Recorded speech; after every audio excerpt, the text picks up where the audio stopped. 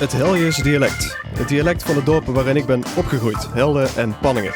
Hoewel ik zelden Limburgs praat, voelt het Heldens dialect dus het meest als mijn dialect. Deze uitzending trap ik dan ook graag af met mijn favoriete dialectwoord, tetserig. Tetserig, ja.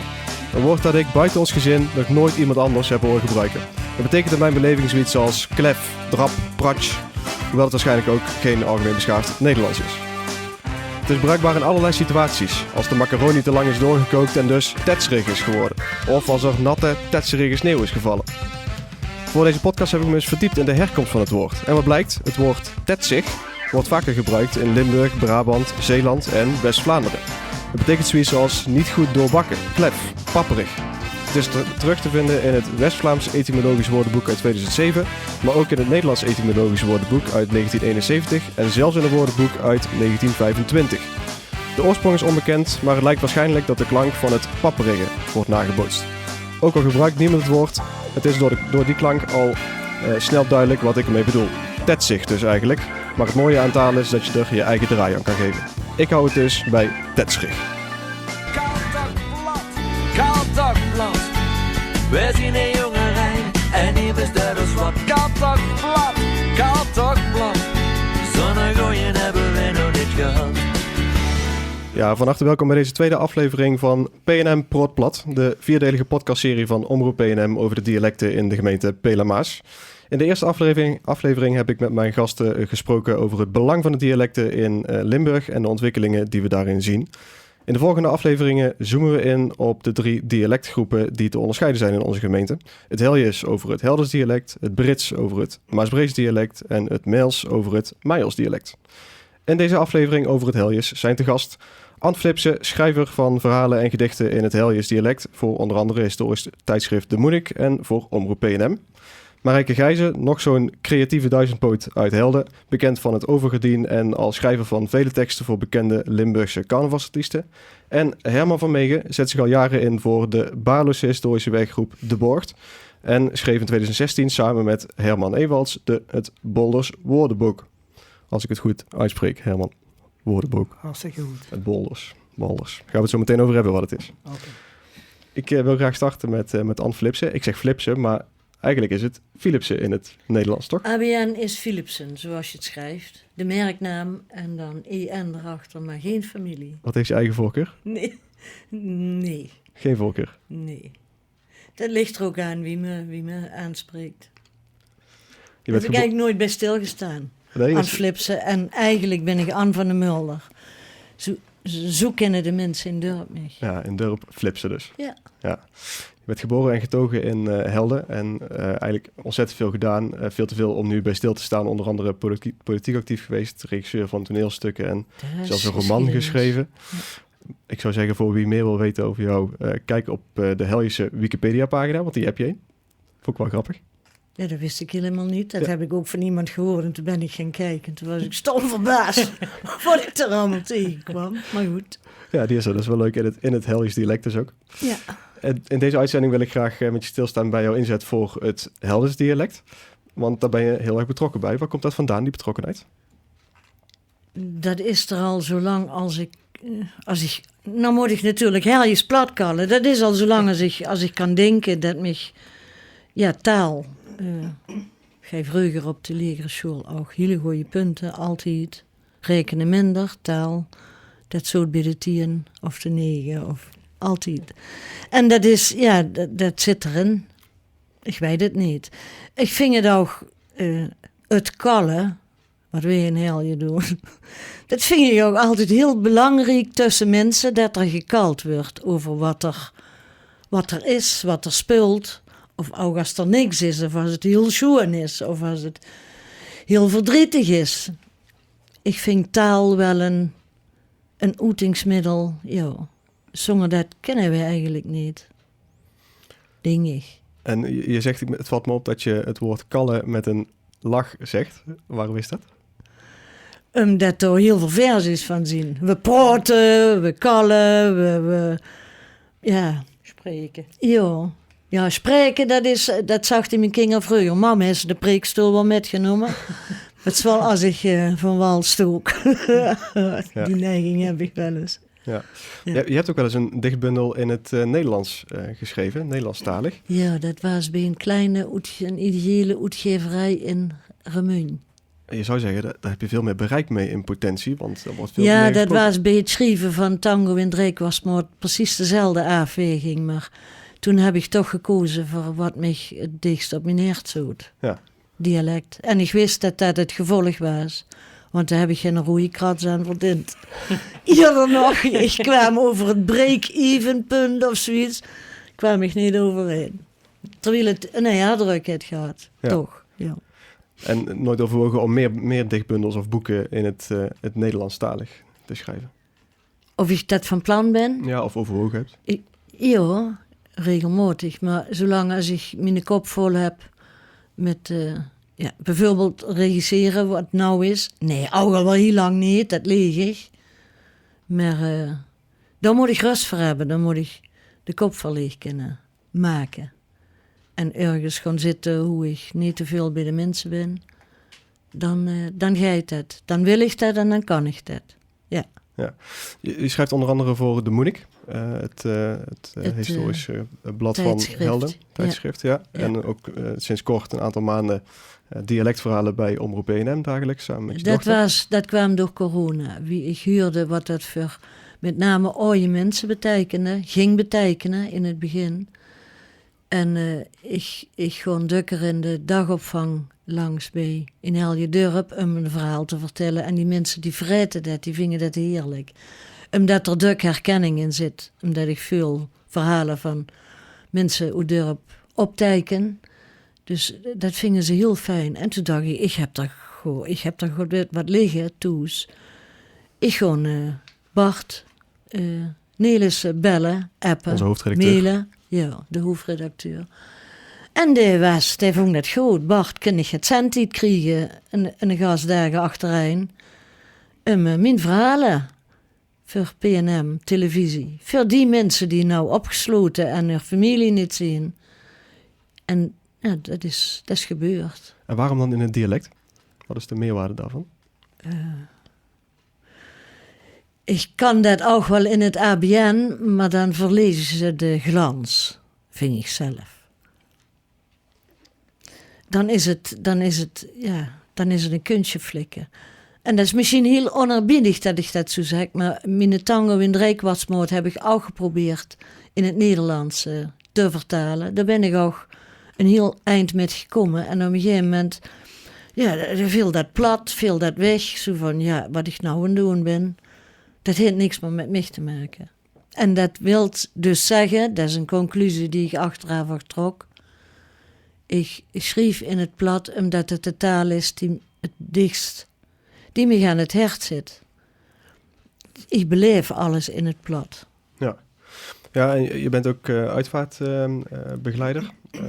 Ja, incidenteel. Ja, en dan vertel je ook vaak in het dialect. Dan werd ik verhalen. ook dukker gevraagd om het in het plat te doen. Ja, specifiek in het Jo. dialect. Want ik kan me voorstellen dat Ja. dat ook meer binnenkomt bij mensen. Dat je meer verbondenheid hebt Ja, met de mensen in precies. de zaal. Dat is de taal die zit op het hart. En in het hart daar woont de liefde.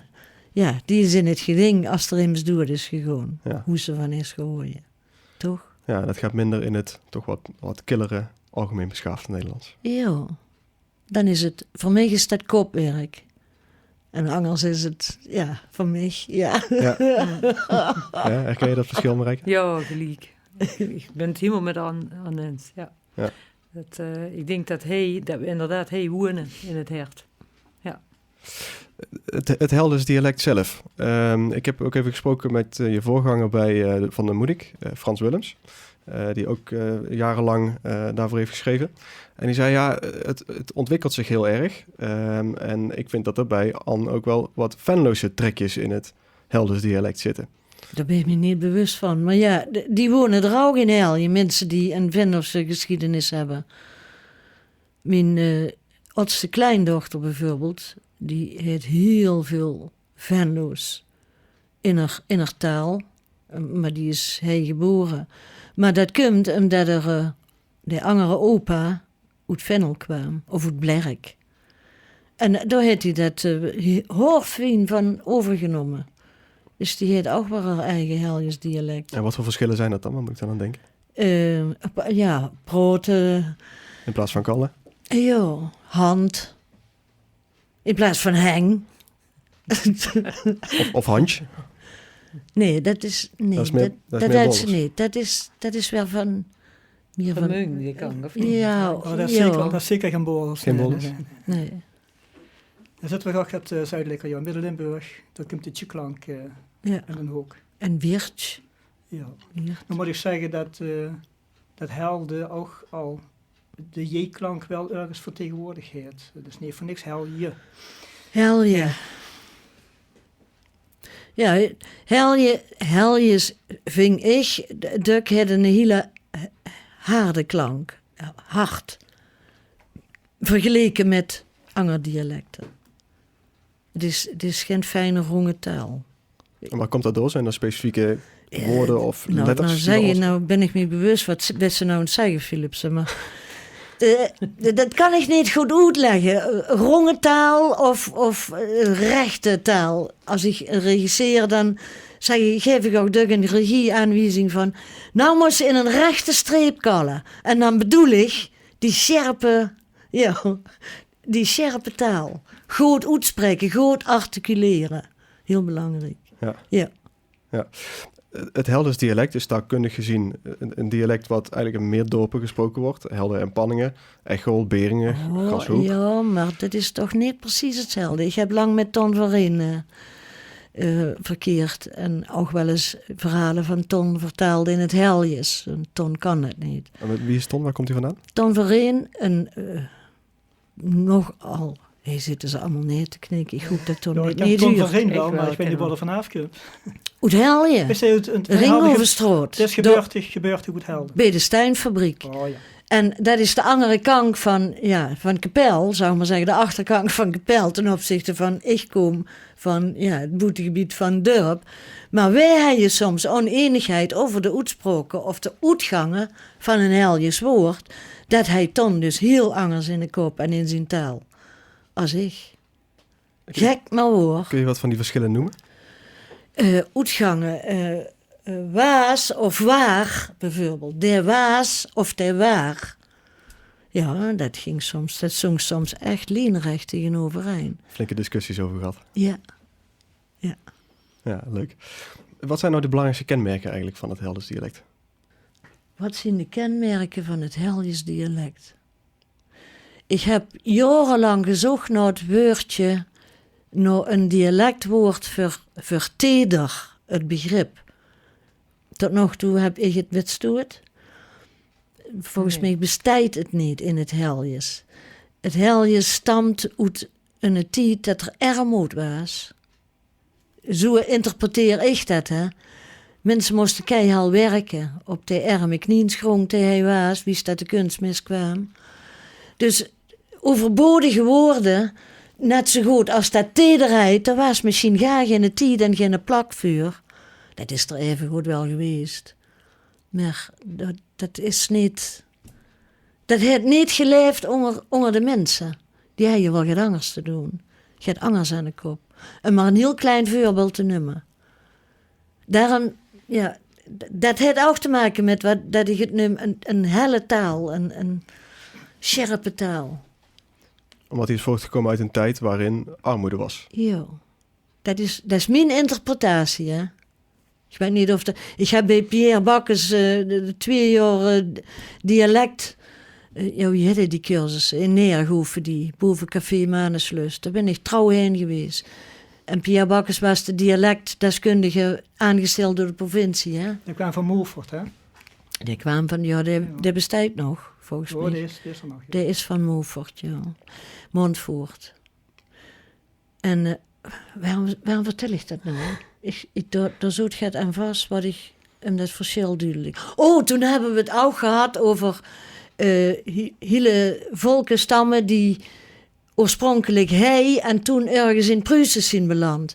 En dat er door gek genoeg, honderden kilometers heen vanaf, ook weer familie is van Oosttaal. Dat er heel veel uitdrukkingen en woorden zijn die ook in het Heljes bestaan. En dat heeft dus te maken met de trek van mensen of kooplieden of weet ik niet. Ja. Maar dat heb ik allemaal niet opgeslagen. Dat heb ik allemaal tot me genomen, maar ik heb daar nooit geen echte studie van gemaakt. En we zien dat natuurlijk steeds vaker tegenwoordig. Het is veel makkelijker om de wereld rond te reizen, om even naar een grote stad te gaan. Is het wel belangrijk dat we die Limburgse dialecten, en het Heljes in ons geval, blijven spreken? Ja, als ik er niet meer ben en het wordt niet meer gekald, ja, dan heb ik er geen last van. Maar ik hang er wel aan. In die zin, ik vind het fijn dat mijn kinderen en hun groepen appen en digitaal verkeer hebben in het plat. Met de meeste onmogelijke spelfouten. Maar dat boeit niet. Maar dat ze het doen, dat vind ik chic. Dat zegt iets van, ja, dat zit hun toch onnacht doen bij. Want dat is het van ons. Iets eigens, ja, iets heel eigens. Ja. Ja. En jouw verhalen, dialectverhalen in de coronatijd bij Omroep BNM, die zijn ook bedoeld om mensen stof tot nadenken te geven. Ook, maar daar zit geen boodschap in. En geen oordeel in, daar let ik altijd op. En ik maak heel weinig gebruik van namen. En het eerste, als mensen dan weer zo'n tijdschriftje, zo'n verhaal gelezen hebben. Oh, dat was zeker die en die. Jo, dat moet wel. Dan kregen ze altijd, dan zweeg ik. Daar gaat het niet om, maar mensen gaat het om. Mensen willen het kennen duiden. Van, ja, ik ken die of die. Ja. Dat was een kunst. Heb je nou nog een boodschap voor de luisteraars over het Heldes? Nee, de luisteraars hebben zo druk tegen mij gezegd in die weken, in de plus en op straat als ik ze tegenkom. Oh, Anne, we gaan er echt voor zitten. We vinden dat zo chic, die verhalen. Van mij en ja, soms was mijn dochter aan de buurt, die het dat ook. Ja, leuk. Ja. Dankjewel. We gaan luisteren naar een nummer dat in deze uitzending absoluut niet mag ontbreken.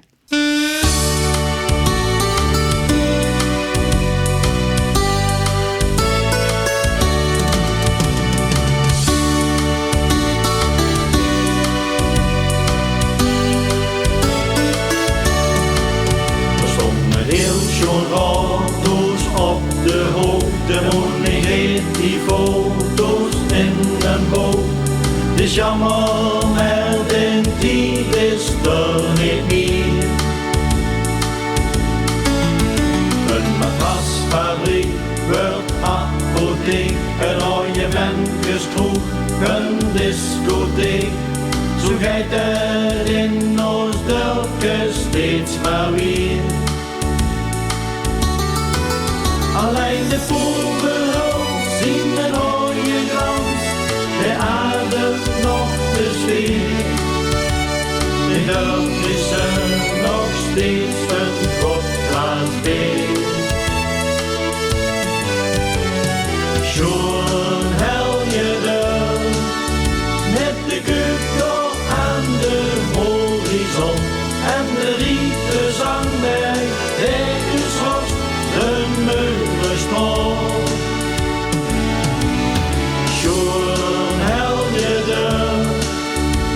De tijd springt slordig met tegen, toch blijft de dorpelgeest altijd bestaan. Heen en door wordt er heel get verzouwd en verhoezen op een hout gedouwd. Doe zus nou heel veel vrienden op de straat. Wat er is weggegaan en al die dingen die er niet meer staan, dan maak ik me toch zo ontzettend warm. Met elke ochtend loop ik langs de poort, hoe ik kan get bedaard. Ik voel me niet als ik door het kiosk nog sta. Schoon hel je er met de keuken aan de horizon en de rieten zang bij Ekensros, de Meulenstrom. Schoon hel je er, de dienst springt slordig Toch liefde de vergeest altijd bestond. Sjoen, Heljedorp, wat is er niet allemaal weggegaan? En wie weinig is er voor een plaats gekomen? Maar toch, een paar schoon dingen zijn bewaard gebleven, zodat we toch nog met trots kunnen zeggen: Schoon Heljedorp, met de kut tot aan de horizon en de rieten zangberg, de gezocht, de Meulenstrom. Schoon Heljedorp, de tijd springt slordig met tegen, toch liefde de vergeest altijd bestond.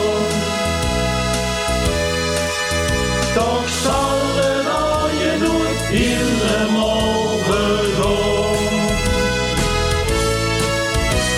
Schoon Sjoen Heljedorp, gespeeld door de Bretel Boys, die uiteraard niet mogen ontbreken in deze uitzending. De groep bestond uit Gijs van Soest, Jan Krane, Matt Korsten en Mathieu Hendricks. Dit komisch kwartet trad 43 jaar lang op tussen 1967 en 2009, het jaar waarin zanger-gitarist Mathieu Hendricks overleed. De Bretel Boys zijn in 1988 na hun jarenlange inzet voor carnaval in Limburg, Brabant, Gelderland en België benoemd tot doctorandus in de wetenschap van de humor en daarmee toegetreden tot het selecte gezelschap van de Narre Universiteit Limburg. En ze ontvingen onder meer de cultuurprijs van de gemeente Helden en maakten 2 keer een tournee door Curaçao.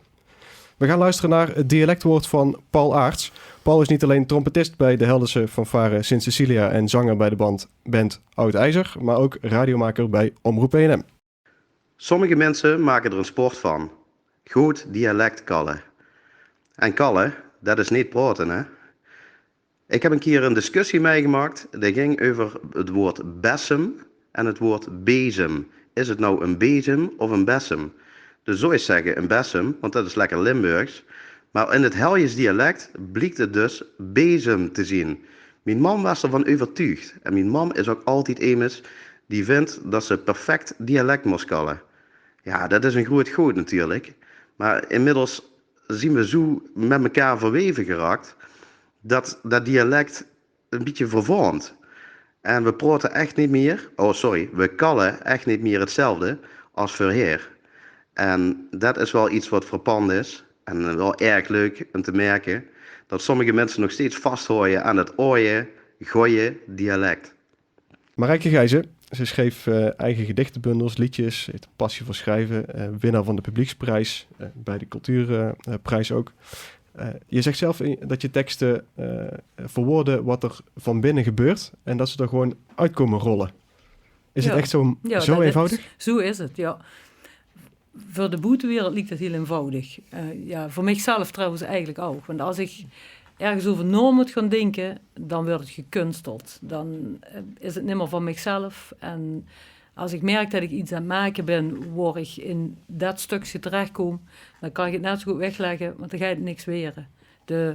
Voor mijn gevoel de leukste dingen en de meest bijzondere dingen die ontstaan, eigenlijk in 10 minuten tijd. En dan kost het dus geen moeite om het juiste woord te vinden? Nee. Het tovermouw las ik ergens. Ja, dat zeggen ze, ja. Vond ik wel een leuk woord. Ja. Het creatieve, dat heb je van je vader en opa, heb ik je eerder zien zeggen in een interview. En je opa die was ook schrijver van liedjes en gedichten en kwam uit Kessel. Ja. Spreek jij dan het echte Helders eigenlijk? Ik denk dat ik ook nog wel wat Kesselse invloeden heb. Want ik ben in Kessel geboren. En ik heb met name gemerkt, voor jaren terug schreven wij allemaal onze liedjes voor onze eigen dorpen. Ik heb toen op een gegeven moment de stap gezet om ook buiten dorps te gaan schrijven. Mm-hmm. En daar was een enorm verschil. Wie ik voor Kessel ging schrijven, toen merkte ik pas echt wie heel verschillend dat de dialecten waren. Ik heb zelfs een aantal jaren Meijels geschreven. Nou, dat was helemaal knutselen. En het enige wat ik echt in Meijels koos was het vastelovensliedje van Als ik al zie, lekker ding in de moneschin. Dus daar probeerde ik al wat uurtjes uit te halen. Maar het is heel typerend. Ik heb dus de Franse slag geschreven voor Kessel. Die heb je verhaal je nooit kunnen schrijven. Want ik kan me even zeggen, wat duidt Bernard hier nu? Dat zeggen we in Helje niet. Dus de rijm, die hij al niet geklopt. Dan was het Bernard hey nou geweest. En dan was Bernard hier nu al niet meer uit de dubbelzinnigheid gekomen. Dus ja, ik vind het wel heel leuk om dan ook echt de schakel te maken. Want dan, ja, jij is op dat moment ook echt in dat dialect zitten. En daar wordt wel eens links en rechts wat aan geknutseld als het kloor is. En ik hoor een truc van, ja, maar dat zeggen we echt niet. Maar ik merk ook wel dat er meer ruimte in komt. Met name in de vastelovensliedjes. En ja, ondertussen ben ik dus ook voor Marleen Rutte en Schrieven geweest. En van nog veel meer carnavalsartiesten, ook uit het zuiden. Frans Ja. Teunis las ik, La Bamba, Bjorn van Berkel en ook gewoon Pim van Wielijk uit Kessel. Ja. Ja. En Spik en Span heb ik... maar daar heb ik een niet vastelovensliedje voor geschreven. Met een thema wat gaat over Oedelkaar gewoon. Er zijn heel veel liedjes over leefde en hoor je van. Maar het stukje van... Ja, wie gaat het dan als ze... het heet de titel Hoe leefde losgeloten. En ja, ik vond het heel mooi om ook dat eens een keer te belichten. Wie dat dan gaat. En ja, Niek is wat dat betreft ook een enorm gevoelsmens. Dus wij zitten wat dat betreft ook wel op één lijn. Dus dat is ook wel heel leuk. En zo kan ze eigenlijk... Ja, is er een enorme bak aan mogelijkheden als ze met woord en taal bezig is. En ja, ik denk inderdaad, zolang als dat van binnenuit komt en het geen motte wordt, dan is dat machtig mooi om te mogen doen, ja. Welke liedjes kennen we zeker? Oh. Het zijn er zoveel. Ja, welke liedjes kennen we zeker? Oh, dat weet ik niet. Bekende carnavalskrakers. Nou, ik denk dan wel toch, wat het eerst bij mij opkomt, is toch wel de Franse slag van Chapeau. Dat was toch wel, ook voor mij gevoelsmatig, een kroon op al die jaren schrijven. Dat hij ook qua woordgrapjes, wat dan toch wel een beetje min, tussen zijn specialiteit is, hij dat voor mij toch wel echt de kroon. Dat was een liedje waar ik dat echt, door dat helemaal in elkaar viel, van voor wie achter qua thema. En ik heb voor het overgediend natuurlijk verschillende nummers geschreven. Maar ook door, als het net aan het over de coronatijd. Ik heb in de coronatijd ook ik geloof 70 dagen lang, iedere dag een gedichtje op Facebook voorgelezen aan de mensen. Een beetje met dezelfde intentie van, ja, dat ze toch iets kunnen brengen. En toen viel me ook iets in voor een liedje te maken, voor met het overgediend straks, als we weer aan de slag gewoon te kunnen zingen. En het gaat eigenlijk over, dan komt er een gedachte van, ja, 1,5 meter, ja, dat is prachtig, maar wie moet dat nou voor ons als vrouwlie? Want we doen niks liever als schmiespelen en fluisteren over angeren, hè.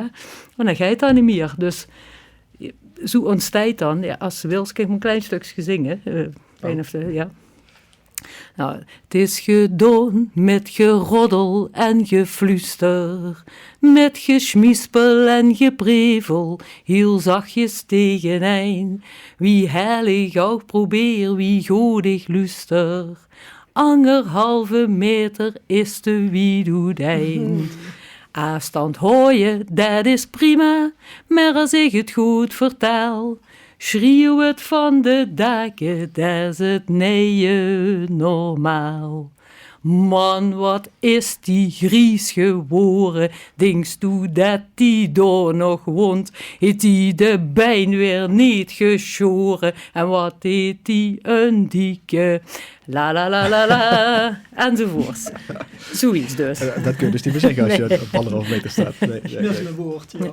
Ja, dus dat is eigenlijk een beetje dan, ga je ze in een situatie zitten en dan komt er een idee bij. En ja, dat is voor mij altijd de sprankel van iets maken. Maar dat kan ook in een droevige situatie zien. Dat kan ook als mensen mij benaderen, goh, er zijn me zo overleden, ik zou tegen een gedicht kunnen schrijven. Ja. De carnaval is natuurlijk ook wel een beetje het jaarlijks hoogtepunt van allerlei nieuwe woorden die in het Limburgs bedacht worden. Om er even bij spik en span te blijven de afgelopen jaren. Beerschoen, kraag, afstrieker en spek met eierbroiers. Ja. Vond ik wel een goede uitvinding. Ja, dat is van Bas, hè. Bas heeft van die hele leuke achter elkaar plekwoorden. Ja. Het is ook leuk dat hij heeft ook zijn eigen identiteit erin ontwikkeld. En dat vind ik altijd wel heel chic. Dat ze geen kopie wordt van een zangers in iets maken. Natuurlijk een succesformule willen mensen heel gauw kopiëren. Maar de kunst is dan ook wel om die eigen ding te blijven doen. En als ik dan naar mezelf kijk, ik ben een hele traditionele schrijver. Ik hoor echt van de ouderwetse vastelovend. En ik heb ook echt, met name ook met de liedjes van Pim, echt moeten nadenken of dat wel bij me paste. Vandaar dat ik ook een jaar even de route ben geweest. Ik dacht, als we dan bij het hert komen, het zou het nimmer in mijn hert. En het is niet dat ik het dan niet ken, maar het heeft een andere beleving. En die nieuwe carnavalsliedjes, hebben die dat dan minder? Dat ze over gevoel en emotie en dat soort dingen gaan? Het is veel meer la la la en hey ho en ja, prachtig, want het duidt het. Het duidt het in de zaal. En dan denk ik, misschien ben ik dan wat te artistiek. Ik wil toch meer verhulken in dat liedje hebben zitten. En ik vind, als net hij het over Bas Keltjes, ik vind dat hij dat absoluut geweldig ken. Ik ken toch een nummer, dan ga ik even terug naar het nummer van Hondervel bijvoorbeeld. Fantastisch. Een geweldig leuk verhaal, humor en daarbij ook nog de mogelijkheid qua muziek om dat voor een groot publiek te doen. En daar vind ik zelf dat ik soms te zeer hang aan mijn tekststukje, want ja, dat wil ik er dan wel Carnaval is ook feestvieren natuurlijk. Ja, ik kan uit eigen ervaring zeggen, ja. ik heb zelf 7 jaar in Tilburg gewoond. Dat la la la, dat kan nog wel een stukje erger hoor. Als je naar Brabant gaat, dan is het totaal niet te vergelijken. En dan ga ze, als ze dan andersoortige liedjes gaan schrijven, geeft ze zichzelf iets meer ruimte als in een echt vastelovensnummer. En daarom vond ik het ook leuk om met het overgedien het stukje theater erbij te pakken, om toch ook een beetje meer in de kant te gaan zitten. Ja, want ook met het overgedien ben je eigenlijk wat meer van de carnavals, de humoristische kant, naar het wat serieuzere gegaan, wat mensen raakt. Gaat dat makkelijker in het dialect? Ja, dat denk ik zeker. Ja. Ik denk, wat Anne net ook al zei, als ze iets maakt wat echt heel dicht bij de mensen mogen zien. En ja, wij zien mensen van helje. Als we iets gezamenlijks delen, dan is dat in het heljes. Ja. Het overgedien, dat heeft inmiddels de laatste theatervoorstelling gehad. Jullie zijn nog niet helemaal gestopt, hè? Nee. Er is nogal wat misverstand over. We zijn niet gestopt, maar we hebben wel gezegd, als de druk opleggen van weer een grote theatershow. We zien redelijk perfectionistisch allemaal en we beginnen er dan aan en met alle enthousiasme die er ook bij huurt. Maar de lat ligt hoog en we hebben nou 3 keer iets prachtigs neer mogen zetten. En we willen dat heel graag nog op andere plaatsen doen, maar niet meer zo gericht in 3 voorstellingen waar alles dan naartoe werkt. Een kleiner gezelschap eigenlijk. Ja. Waarom is het eigenlijk het overgedien en niet het overgedien? Is dat een rare vraag? Nee, dat is helemaal geen rare vraag. En ik denk dat waar we ergens zien, dat we ook 9 van de 10 keer als het overgedien aangekondigd werden. Weet niet. We hebben eigenlijk, de naam is ontstaan uit, we zien met een aantal lid geweest van In Between. Dat is een zanggroep, ook uit de regio. En In Between, dat is een gardien. Dus toen hebben we gewoon gedacht... Daar komt dat vandaan. Daar komt dat vandaan. Dat heb ik altijd afgevraagd. Ja. Dus we dachten, dan pakken we gewoon een ander gardien. Dus dan wordt het overgardien. Maar mensen zijn heel erg geneigd om overgardien te zeggen. Ik weet niet waarom. Misschien treden we heel veel op in regio Remung en die kant, want daar hebben ze dat. Is het eigenlijk zuidelijker, hoe zuidelijker je gaat, hoe meer ze euver zeggen? Dat weet ik niet, maar euver komt volgens mij wel van de kant af. Maar dat is niet alleen door, hoor. Ook hebben mensen de neiging om euvergerdien te zeggen. Ja, die zou ik persoonlijk ook hebben, inderdaad. Ja, grappig. Ja. We gaan zo meteen met Herman van Meegen praten over het Baarlus-dialect. Ja, alvast een voorproefje erop.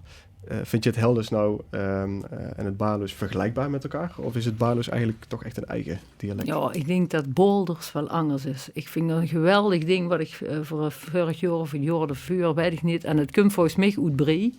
Dat Bolderker doet dings toch niet dat ik nou Bolderker in een Bolderker. Ja, dat vind ik dan fantastisch bedacht. En dat klinkt heel leuk, lollig. Ik vind het Bolders, heb ik ook nog eens een keer een 1 of 2 jaar liedjes mogen schrijven. Dus ook daar heb ik weer dingen van geleerd. En ik persoonlijk vind het prachtig dat iedereen zo stijdt voor zijn eigen dialect. Op de manier waarop hij dat belangrijk vindt. En ik vind het mooi. Ja. Ja. Bolder of balder, we gaan het er zo meteen over hebben. Eerst muziek.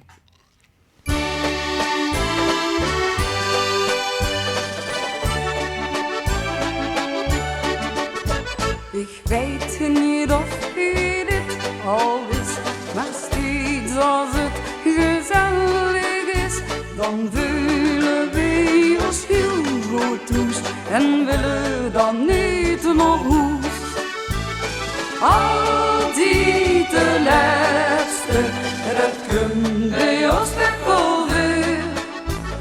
Altijd de laatste, we sluiten zelf al de deur. Zeker als het zo joepsig is, ben ik zo bang dat ik wat mis. Altijd de laatste, we sluiten zelf al de deur. De ochtend was al bijna toen riep ik met een ijzerstem. Ik zeg maar zo, ik zeg maar dit, ik weet waar de leeknoep zit. Altijd de laatste, dat kun bij ons toch alweer. Altijd de laatste, we sluiten zelf al de deur. Zeker als het zo joepsig is, ben ik zo bang dat ik wat mis. Altijd de laatste, we sluiten zelf al de deur. Het was heel laat door het gevecht en we zo toch weer in de weg. Dat waren we nog op die kruk, dus was het ons weer geluk. Altijd de laatste, dat kun bij ons toch alweer. Altijd de laatste, we sluiten zelf al de deur. Zeker als het zo joepsig is, ben ik zo bang dat ik wat mis. Altijd de laatste, we sluiten zelf al de deur. Altijd de laatste, dat kun bij ons toch alweer. Altijd de laatste, we sluiten zelf al de deur. We sluiten zelf al de deur. Het nummer Altijd de Leste van Triangel. In 1988 begonnen als drietal, vandaar de naam Triangel. Met Ton Geurts en het echtpaar Annie en Sjaak Everaerts.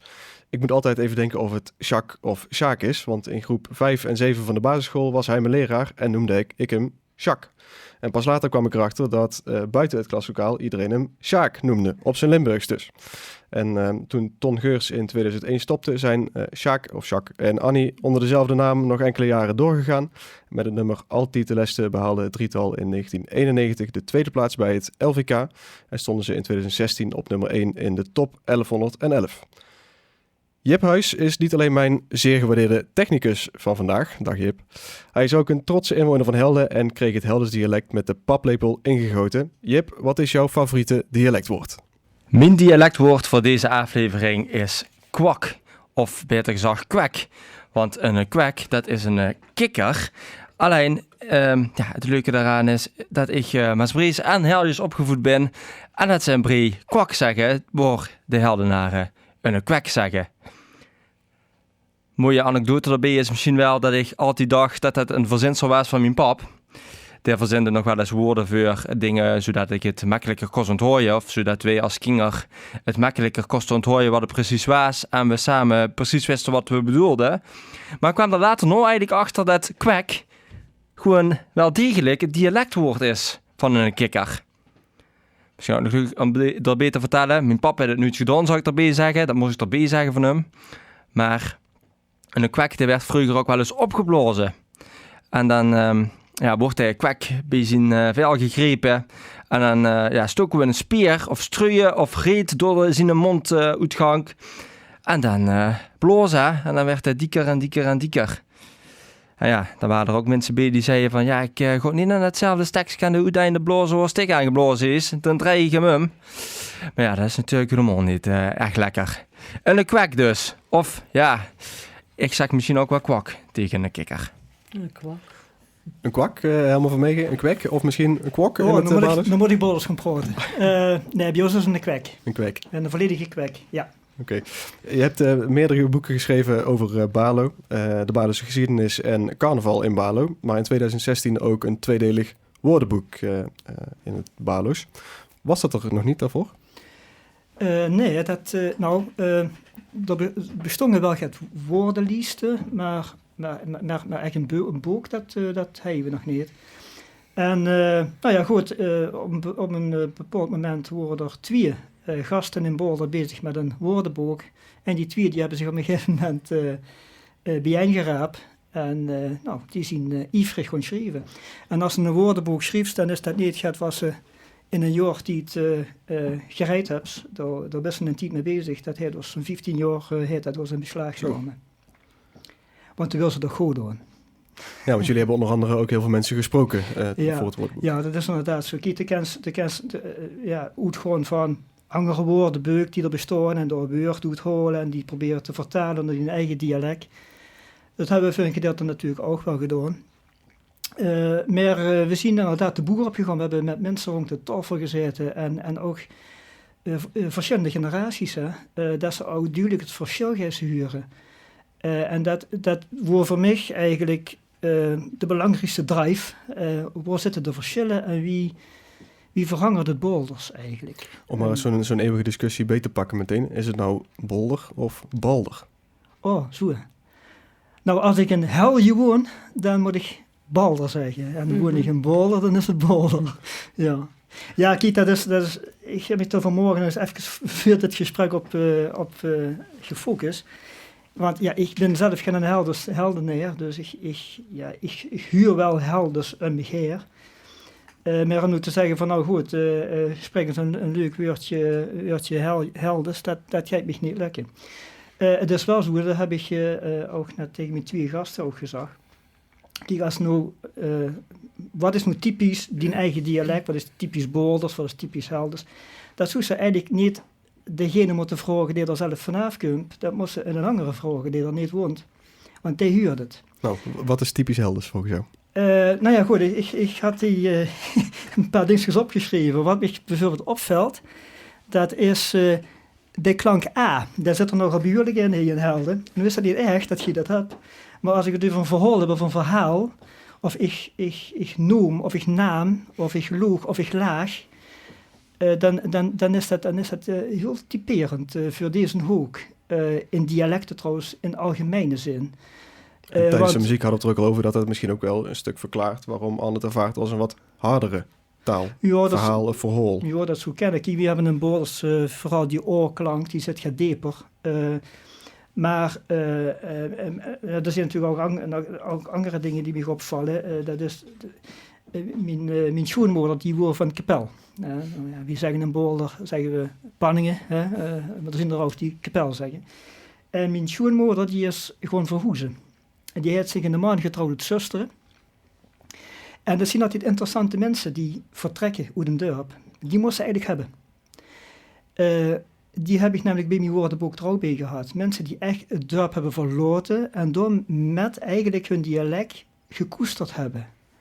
Die mensen zien niet meer te verstaan. Ja, die zijn wel te verstaan, maar die gebroken woord, daar hoeven ze nou een helden van denken, wat zit die mij dan, wat kromt die uit? Maar ze overzeefse immigranten huren die 30 jaar geleden naar Nieuw-Zeeland zien gaan. Wat die kallen. Prachtig. Ja. Dus ik heb best wel veel pannings gehuurd, want er zijn er meerdere, dat is van de familie Bekkers, van de leerloeiers, waar het struitje is gemaakt en over dat beeldstijd van de familie Bekkers. Ze zijn er een deel van richting het zuiden gegaan.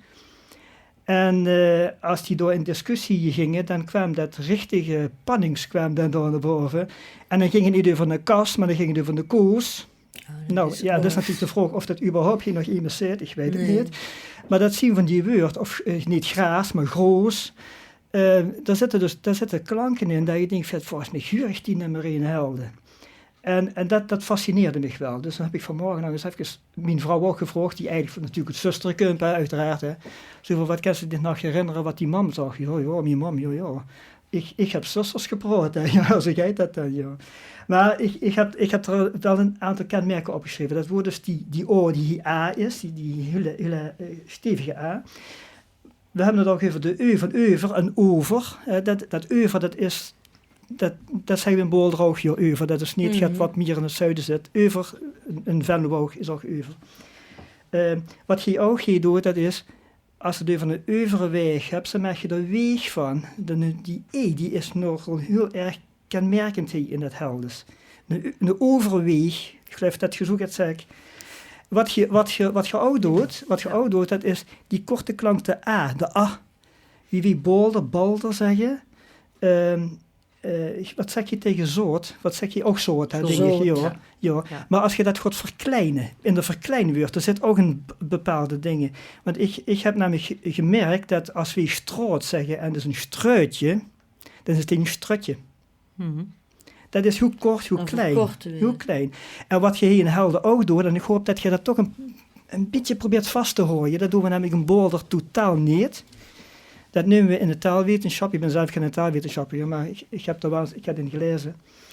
Dat nemen ze mouilleren. Mouilleren, dat heeft te maken met de Panningerlijn, die heel heb. Dat is een heel interessante lijn. Ja, dat is de scheidslijn tussen bepaalde dialecten. Juist, en dat nemen ze isoglossen. En als ze zo'n isoglos, als ze die ergens kan neerleggen in het Limburgs, dan huurt een dialectspreker precies wat ze vanaf komt. Als er heen en een is die Zerums praat, of kalt, wie zag er vroeger ook kal in een woorden, maar dat is nu praten, dan huurt ze precies, dat komt vandoor, die hoek. Dat is een isoglos, dat is een grens, taalgrens. En die taalgrens, die zit hier voorop in Panningen. Daar zit die taalgrens. En dat houdt dus in dat Panningen, Helden, Boulder, Kessel en dan Wies en Maastricht, die zien van één familie. Er zitten wel veel verschillen in, maar die zien van één familie. En jullie mouilleren dus meer? Dat mouilleren, daar moet ik daar even van zeggen. Ik vind het eigenlijk zung dat in Helje, dat door een trend weg is. Ik heb een opname beluisterd van het Meertens Instituut. Ja, dat ga ik nu uitleggen. Dat ga ik voor Duitsje. Ik heb een opname gehoord van de mensen die werd geïnterviewd in Helden. En demouilleerd. Dat wil zeggen, die gebruikt een J-klank achter een woord. Die J-klank, dat is een hele typische klank, die komt eigenlijk zo in deze contraille niet voor. Dat is bijvoorbeeld als ik zeg nou wink of winch, daar zit het verschil. Dat is dat winch. En de Heldenaar, dat wordt ook vervaard van de Mulders-familie, geloof ik weet even de naam niet van de gast. Met zijn broer samen hebben die een tekst ingesproken. En die mouilleerde. Die zag ook windmeulen, zag hij. Windmeulen. En het zo kunnen zien dat heljes, dat is nog niet voor niks helje, hè mensen. Het is niet hel, dat is helje.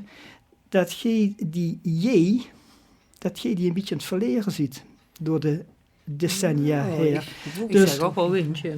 Oh ja, nou dat is fijn om te huren, maar ik huur het namelijk bekend niet als ik geen helder ben. De huur het af en toe, zo mij en dan huur ze dat eens. Dat is namelijk het wat we in Boulder dus totaal niet hebben. Ik hoor het in mijn omgeving, ik ben iets jonger dan jullie, hoor ik het inderdaad weinig meer. Geltje, dus dat zeggen nee, maar dan kink of kink. Ja. En ik heb gemerkt dat het namelijk niet bij alle woorden is. Het is niet bij alle woorden, het is bij sommige woorden is dat. Mm-hmm. Nou ja, dat is dus wat me opviel in het Helders. Dat zijn echt van die E-klanken die kleine A en die verkleind woord. Dat is toch wat typisch. Het Boulders, heeft dat nou nog specifieke kenmerken? Anders dan de verschillen met het Ja, Boulder ligt aan de Maas. Boulder heeft ook een beetje met de ruk richting Helden gestaan. Boulder is heel erg gefocust op tegels. Die kijken meer daar kan goed. Dus is ook dat mensen vroeger, dat die de Maas overgingen om door te gaan werken en pruisen zijn.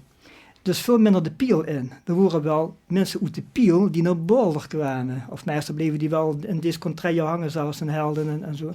En zeer omhoog door den hoek. Want veel pielmensen hebben een Boulder niet. Maar er is wel dat er een overeenkomst is tussen de tegels en het Boulders. Dat heeft eigenlijk meer raakvlakken dan het Boulders en het Helders. Daar zitten toch in de klinkers de nodige nuances. En in de gesprekken die je voor het woordenboek hebt gevoerd met de mensen, merk je daar ook in dat de trek naar de stad en de invloed van het Venlo's eigenlijk ook groter wordt? Ja, dat is natuurlijk een schat wat overal wel speelt in deze hoek. Want als ik nou mijn 2 gasten beluister, daar heb ik af en toe ook even gedacht over, wacht, dat is een woord, dat is volgens mij ergens vanaf gekomen. Dat is hoe de lucht komen vallen. Maar dat is bij ons ook precies hetzelfde. Kijk, ja, best een purist of best geen purist. Op een gegeven moment, als ze een purist zou zien, en dus zo is eigenlijk die taal blijven spreken zoals ze gekunsteld, zal maar zeggen, van het verleden meeneemt, dan kunnen anderen die op een gegeven moment niet meer verstaan. En dat is natuurlijk het risico wat ze dan hebben. Dan gebruiken ze woord. Kijk, als ik het nou bijvoorbeeld over in de koolmees. Nou ja, wie zeggen in de koolmees in Boors, dat is een bierpikske. Een bierpikske zeggen we dat tegen. En als dat een helders woord zou zien, dan zou dat waarschijnlijk een bijen zien geweest. Want je gebruikt een helder die ei heel sterk en niet die i. Ja, ik denk het wel. Bij ons is het ook een boerderij en geen boerderie. Bij ons boerderie. Maar het Venlo's, ja, ik denk dat dat natuurlijk wel invloed heeft, uiteraard. Ja. Ik merk dat ook wel, een begeer. De jongere generatie. Die we in de woordenboek hebben samengesteld, toen hebben we vooral gekeken naar die verschillende generaties. We hebben ook vooral gekeken naar mensen interviewen waarvan we wisten dat de moeder het dialect sprak en niet de vader. Het moest de moeders hebben namelijk, de moeders moesten hebben. En wat we ook gedaan hebben, is dat we hebben gekeken in hoeverre dat in de gehuchten of er een verschil zit. En we hebben in één gehucht, ja, ik zeg gehucht oneerbiedig, dat is bij ons de hei. We hebben verschillende buurtschappen, dat is een beter woord. En we hebben dus vooral gefocust op 2 buurtschappen, dat is de hei en dat is de Vergelt. In de Vergelt daar woonden veel boeren vroeger en dat is een hele hechte gemeenschap. Dus is dat tussen het dorp en de Vergelt, ja, die mensen verplaatsen zich natuurlijk wel, want ze ligt dat niet door trein. Maar daar werden vroeger gezegd, toen moest zich er maar in de trouwen van DFT, uit de eigen straat. En de zus is eigenlijk, we hebben in ieder geval gemerkt, dat vooral in die buurtschappen, dat daar het Boorders nog het meest, ja, nu maar richtig, maar het meest puur gesproken wordt. Op de hei is dat precies hetzelfde, ook een hele hechte gemeenschap. In Bolderdorp, daar zie je dat die invloeden eigenlijk veel sterker zijn, ook van hoe het Blier is, van het Venlo's. Dat is inherent aan de dynamiek en wie we ons verplaatsen, waar we werken, ja, dat kan ze ook natuurlijk niet voorkomen. En daarom is ook zo'n woordenboek, als ze dat maakt, is gewoon een momentopname. En als ze dat over 40 jaar thuis, dan zal ze zien dat er ook wel weer veranderingen hebben plaatsgevonden. Maar ik denk wel dat een aantal woord minder onderhevig zien aan verandering.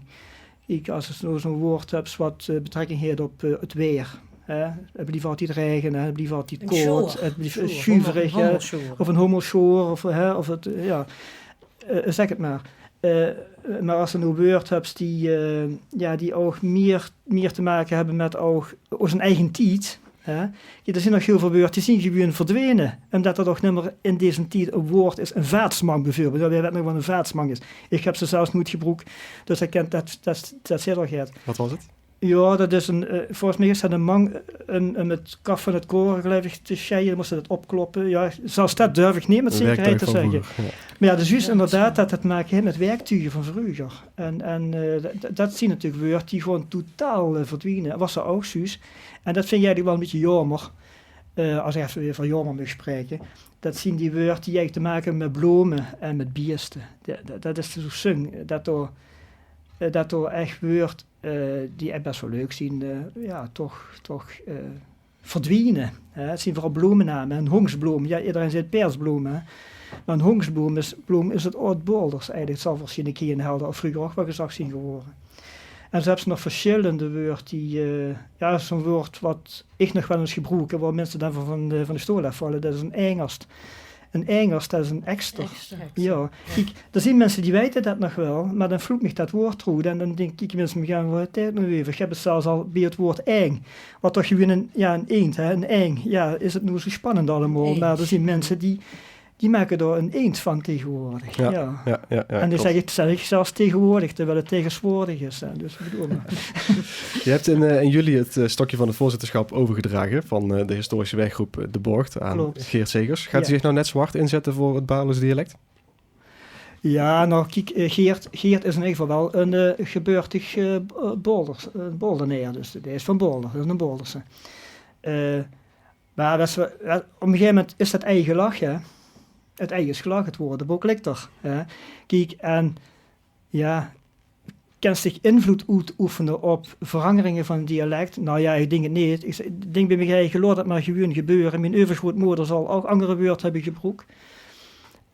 Ik denk dat dat ook gewoon bij taal huurt. Die dynamiek die heeft taal ook nodig, denk ik. Maar het is wel fijn als ze, zal maar zeggen, de oorsprong van een woord nog kent duiden. En dat is misschien nog het wat ik in de komende tijd nog wel eens ga doen. Dat ik een soort van een etymologisch woordenboek maak. Dat is zoiets van, nou, waar komt dat woord Engels nu vanaf? Wat is dat voor een gek woord? Ja. Heet het relaties met andere talen? Dat interesseert me wel. Ja, mooi. Nou, dan kom je dan weer terug bij Omroep PNM om daarover te vertellen als je dat hebt uitgezocht. Dankjewel voor nu voor je kijken op het Baarles. Dit was de tweede aflevering van PNM Pro Plat. Ik dank mijn gasten Ann Flipsen, Marijke Gijzen en Herman van Meeken. Ik dank Paul Aartsen en Jip Huis voor hun dialectwoorden. Diezelfde Jip Huis voor de technische ondersteuning en Bart Nelissen voor de redactionele ondersteuning. De volgende uitzending gaat over het Brits, het Maasbrees dialect. De mazzel en wie is de volgende keer?